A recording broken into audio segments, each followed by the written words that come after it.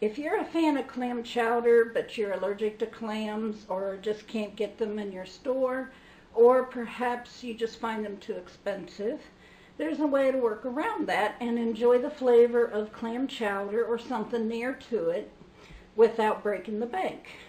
And what I have here is the ingredients I use in my mock clam chowder. And today our mock clam chowder will be demonstrated the way I do it, but I will also tell you some alternatives should you decide you don't like, say, pork, or you have a problem with onions, whatever. We can work around that. We can always work around any recipe in the kitchen. Anyway, let's get started. I have some taters here. Since I don't measure usually when I cook this, I'm going to give you a close estimate. So these taters, when I chop them up, will be probably about 1.5 cups of diced taters. And I washed them and peeled them, and I will be cutting them up in small dice. I have a rib of celery and a small onion, small to medium onion, chopped up. So that makes approximately 1/3 cup each. And for those who don't like onion, you can leave it out. For those who don't like celery, you can leave it out. You can probably leave them both out. I've never tried it, done it that way. You're welcome to, and let me know how it goes. This is 1 can of corn. I drained it, and I'm going to guess that's 1.5 cups maybe. So if you're using fresh corn and cook it down, take about 1.5 cups, 1.25 cups, something like that for your recipe. Okay, this is bacon. It's crumbled and drained, but I purchased this because it's the only way I could find the reduced sodium bacon. You may be able to find it in larger stores to cook down, but I was not able to unless it was already done. So that is approximately 1/4 cup of crumbled reduced sodium bacon. It does not have to be reduced sodium. I prefer it reduced sodium. This is roughly 1/2 tablespoon of butter. You just need just enough to coat the bottom of your pan. So whatever works for you, use that. I have pepper. And in here I have a slurry. It's got 1/2 and 1/2 in milk mixed together and about 2 tablespoons cornstarch. Altogether, that's about 1/2 cup. I'm going to say 1/2 of it is 1/2 and 1/2, and 1/2 of it is milk. It does not have to be that way. I just use whatever I have on hand, and that's what I had on hand. You can use water or chicken broth to make your initial cooking liquid. I find chicken broth gives it more flavor, but I have done it with water if I did not have chicken broth. I like the reduced sodium fat-free chicken broth. It does not have to be reduced sodium or fat-free. So let's get started. My first step is going to be to dice up the taters and mix it with the celery and onion and add it to a pan where the butter is melting. And then I'll show you the next step. The onions and celery cooked a little bit, just softened, not totally browned or anything. And I added the taters and got them kind of warm. They tend to color a little bit if they sit in the butter a bit, like they want to fry, but that's not what we're trying to do. It just happens sometimes. And now, they're far from being done. We're going to add our broth or water carefully.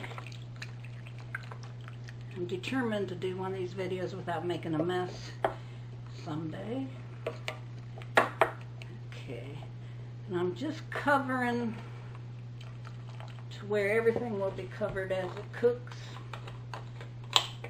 Everything that's in there.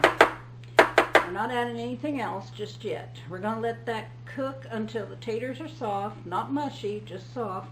And the onions or celery is soft as well. It will cook down a bit. And the broth will need perhaps some added to it. You can add more broth or water if needed, but keep an eye on it because I have had it burn dry or boil dry when I wasn't paying attention. So learning the lesson, we want to keep an eye on it. But I'll be back when the taters are soft and the celery and onion, and we're ready for the next step.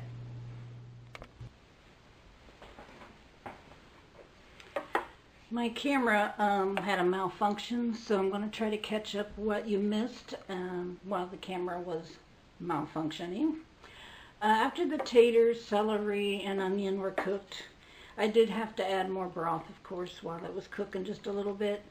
And then I came back here, because I did cook it on the other stove and come back. The steam problem. I decided if I get 100 subscriptions, I am actually going to buy a proper video camera. Anyway, let me get back to the subject. This is all cooked. I added the corn, I added the pepper, and I added the bacon crumbled up. And I cooked it for approximately 8 to 10 minutes. And that allows the bacon to actually take on the texture of clams, where it's kind of chewy, but it's not, I don't even know what to call it. Clams are kind of chewy, but not real tough to eat. And I find the bacon becomes a lot like the clam that you get out of the can. Anyhow, we're going to proceed the best I can, given that we had a little mess up. I turned the heat down low. Oops, no I didn't. I turned the heat down low, and I'm trying to keep the steam from becoming a problem, but this is very hot. And normally it would show as boiling, but I did let it calm down so that you could see what's going on. And now we have our slurry. You want to stir it again because the cornstarch will settle. You can see a little bit of it on the thing there.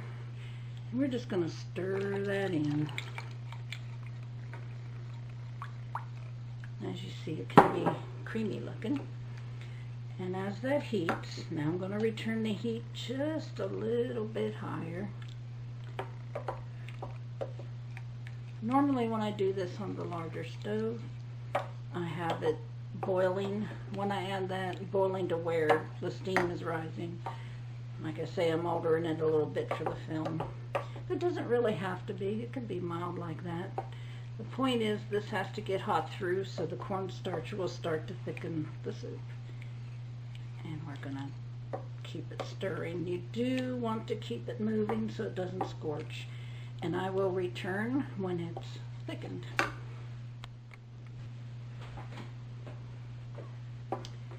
And now the cornstarch has done its magic. We have a little bit of a thicker soup. And if you like your soup thicker, you can always add more cornstarch or decrease the broth slightly.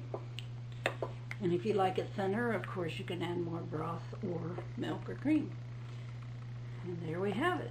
It's a very simple dish, and I found it freezes well too. Sometimes you like to have something in the freezer ready to go, and I recommend trying this. I wouldn't leave it in the freezer too long. It does lose its flavor a bit if you leave it in longer than a couple months. But if you're just going to be making quick meals for the next week or so, give it a try. And thank you for stopping by my kitchen.